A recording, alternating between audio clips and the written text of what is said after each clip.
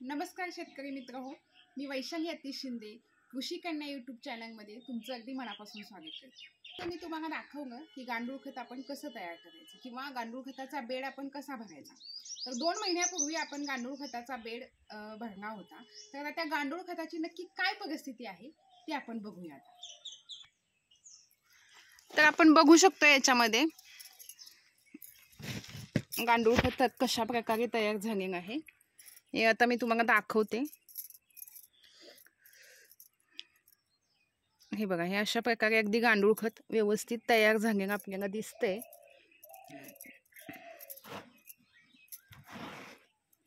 हे बघा, तर आता याच्यानंतर काय करायचं हे सुद्धा मी तुम्हाला सांगते. हे गांडूळ खत चाळायची प्रक्रिया कशी आहे, कारण गांडूळ सुद्धा जिवंतच आहेत, तर त्यांना कोणत्याही प्रकारची इजा न पोहोचवता आपण हे गांडूळ खत चाळायचं कसं.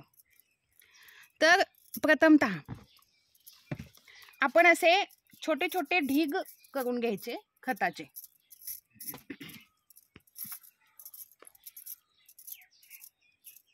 असे छोटे छोटे ढीग आपण करून घ्यायचे.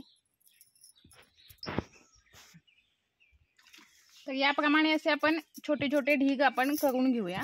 हे बघा, इथं आपण सगळी गांडूळ वगैरे दिसत आहेत आपल्याला इथं वरती. हे बघा, अशी गांडूळ दिसत आहेत. जर आपण असंच चाळायला सुरुवात केली तर ती गांडूळं मरू शकतात, म्हणून आपण असंच नाही चाळायचं. तर असे ढीग करायचे छोटे छोटे.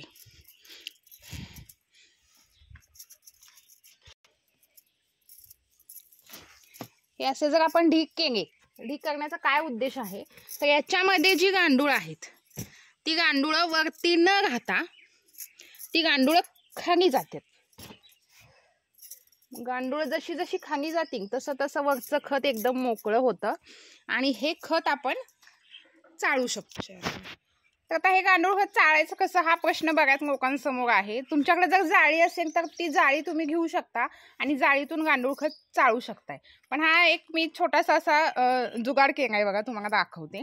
की आपण भांडी घासायची जी जाळी असते त्यांना मी असे छोटे छोटे होल केलेले आहेत, आणि की जेणेकरून त्याच्यातून गांडूळ पण खाली नाही पडणार, मोठा मोठा कचरा पण वरती राहील आणि चाळलेलं गांडूळ खत पूर्णपणे तयार होईल. तर चाळलेलं गांडूळ खत मी तुम्हाला दाखवते कसं आहे. हे बघा, हे चाळून या पद्धतीनं गांडूळ खत होतं. अगदी कचरा नाहीये, काही नाही. गांडूळ पण याच्यामध्ये येत नाहीत कारण की आपण छोटे छोटे ढीग केलेत. तर अशा पद्धतीचं गांडूळ खत आता माझ्याकडे उपलब्ध आहे, विक्रीसाठी पण आहे. जर कुणाला हवं असेल तर तुम्ही माझ्याशी संपर्क करू शकता. तर याप्रमाणे सेंद्रिय शेतीला तर आपण सुरुवात केलेलीच आहे. जर तुम्हाला जर माझे व्हिडिओ आवडत असतील तर चॅनलला लाईक करा, शेअर करा आणि सबस्क्राईब करा. धन्यवाद.